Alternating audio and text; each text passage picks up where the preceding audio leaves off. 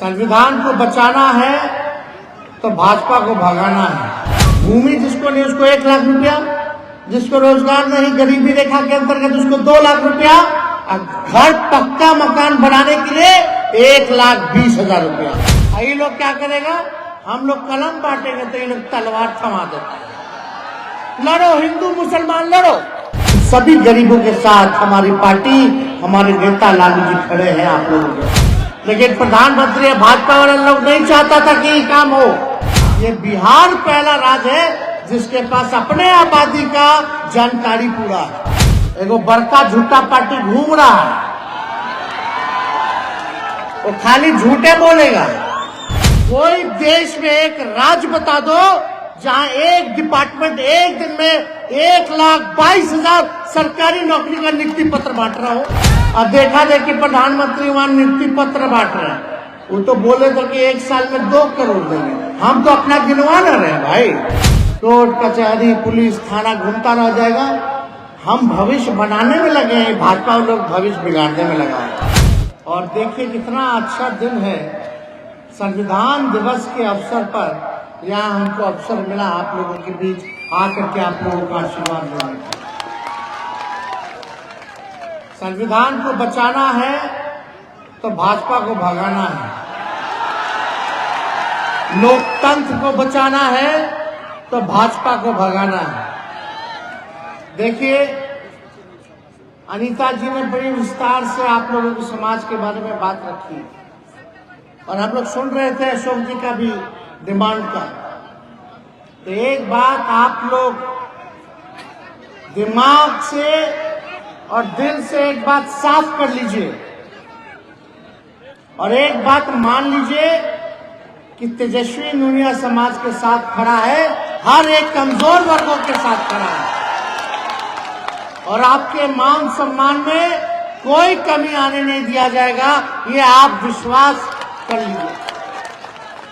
और आप लोगों के उत्थान के लिए जो समाज में अंतिम पैदान पे खड़ा व्यक्ति है, जो समाज पिछड़ा समाज हो या अति पिछड़ा समाज हो, दलित हो या आदिवासी समाज के हो, अल्पसंख्यक हो या स्वर्ण जाति से जो गरीब तबका जो है, उन सभी गरीबों के साथ हमारी पार्टी, हमारे नेता लालू जी खड़े हैं आप लोगों के साथ, आप लोगों को न्याय दिलाने के लिए।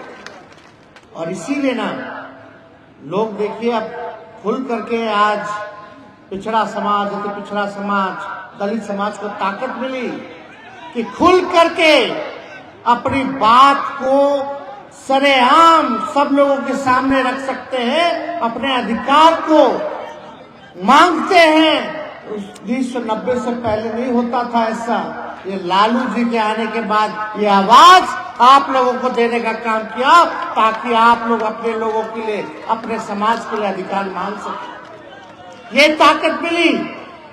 लेकिन अभी सब लोग का सुन रहे थे आप, तो आप देखिए हम लोगों का मानना है कि हर जाति में गरीबी है। हमारे नेता लालू जी का संघर्ष था, मुख्यमंत्री जी की चाहत थी, नीतीश जी की, कि कम से कम जातीय जनगणना हो जाए तो दूध का दूध पानी का पानी हो जाएगा, पता चल जाएगा कि किसकी कितनी संख्या है और कौन परिवार गरीब परिवार है।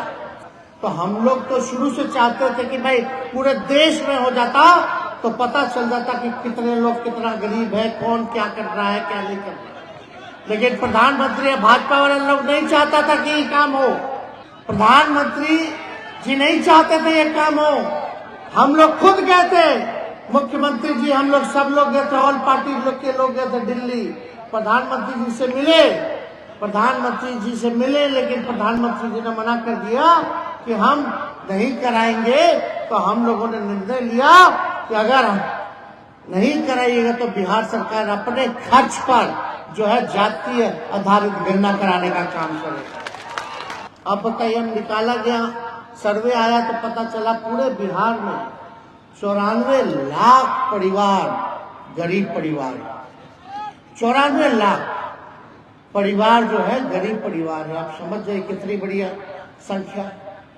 अगर नहीं कराते तो पता नहीं चलता।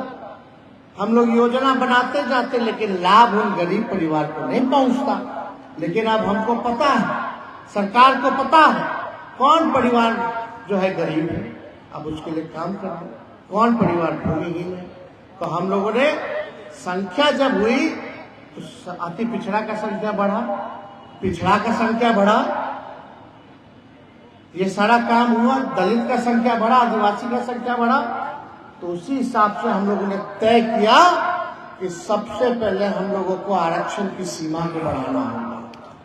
तो हम लोगों ने देश में पहली बार कोई राज्य सरकार ऐसा है जो ये काम किया है। खुद 31 में हुआ था अंग्रेज के जमाने में जाति जनगणना, उसके बाद हुआ नहीं था आजाद मुल्क में, आजादी के बाद कभी नहीं हुआ। ये बिहार पहला राज्य है जिसके पास अपने आबादी का जानकारी पूरा है। तो इसलिए ये हम लोग देश को दशा दिखाने का काम किया। अब पूरे देश में जो है इसकी मांग जो है हो रही है, सब कोई मांग रहा है। तो राहुल गांधी जी भी देखिए जाति जनगणना के पक्ष में है, हर रीजनल पार्टी, क्षेत्रीय दल जाति जनगणना के पक्ष में है। तो अब जब पता चला तो हम लोगों ने आरक्षण बढ़ा दिया। दूसरा काम, क्योंकि ये सरकार सामाजिक न्याय के साथ आर्थिक न्याय देने वाली सरकार है, इसलिए हम लोगों ने ये फैसला किया है, माननीय मुख्यमंत्री जी और हम सब लोगों ने, महागठबंधन की सरकार ने, लालू जी के आशीर्वाद से, कि जो परिवार गरीबी रेखा के अंतर्गत आता है, जिसमें रोजगार नौकरी नहीं है, उसको 2 लाख रुपया देने का काम करेंगे। 2 लाख। और जो भूमिहीन है, जिसको जमीन नहीं है अपना कमरा बनाने के लिए पक्का, तो हम लोगों ने फैसला किया कि कई ऐसे भूमिहीन हैं जिनका जमीन नहीं है, तो सरकार ने निर्णय किया है वैसे व्यक्तियों को, वैसे परिवार को 1 लाख रुपया दे करके मदद करेगी, ताकि वो अपना भूमि जो है वो खरीद ले।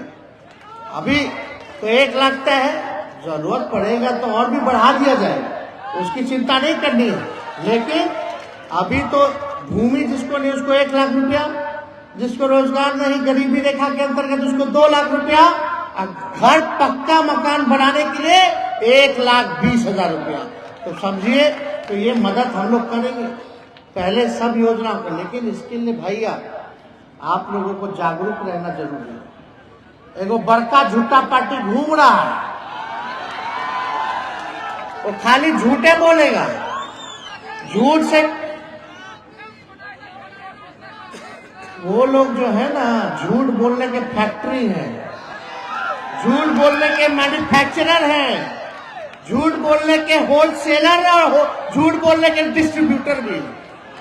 तो ऐसे प्रचार लोग करता है व्हाट्सएप पे, इधर उधर। अब बताइए, कोई देश में एक राज्य बता दो जहां एक डिपार्टमेंट एक दिन में 1,22,000 सरकारी नौकरी का नियुक्ति पत्र बांट रहा हो पूरे देश में।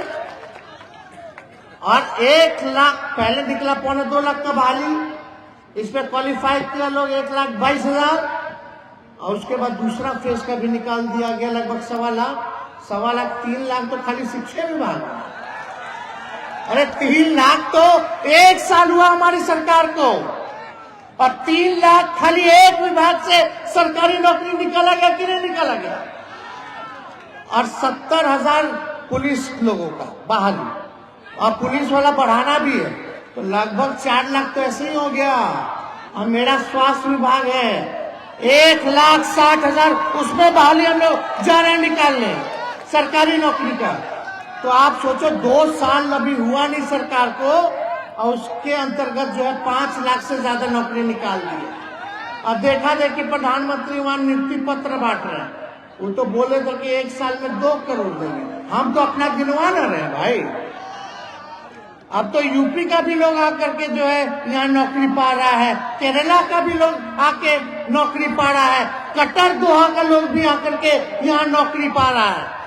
तो यही मॉडल होना चाहिए, काम होना चाहिए। ये लोग क्या करेगा, हम लोग कलम बांटेंगे तो ये लोग तलवार थमा देते हैं। लड़ो हिंदू मुसलमान लड़ो, अरे लड़ेगा तो आप ही का ना नौजवान भाई लोग नुकसान है, गरीबों का नुकसान। मरता कौन है, कौन मरता, कौन नेता मरता है। गरीब का बच्चा मरता है, नौजवान मरता है।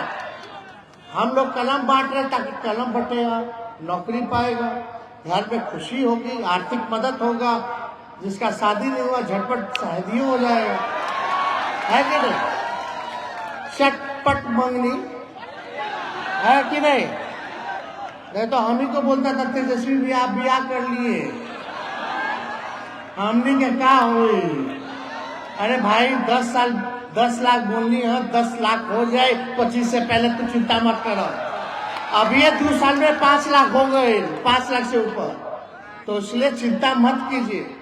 अरे भाई हम लोग सब लोग साथी लोग हैं, ज्यादा संख्या नौजवानों की है, हम ही लोगों को ना आगे लेके चलना है बिहार को।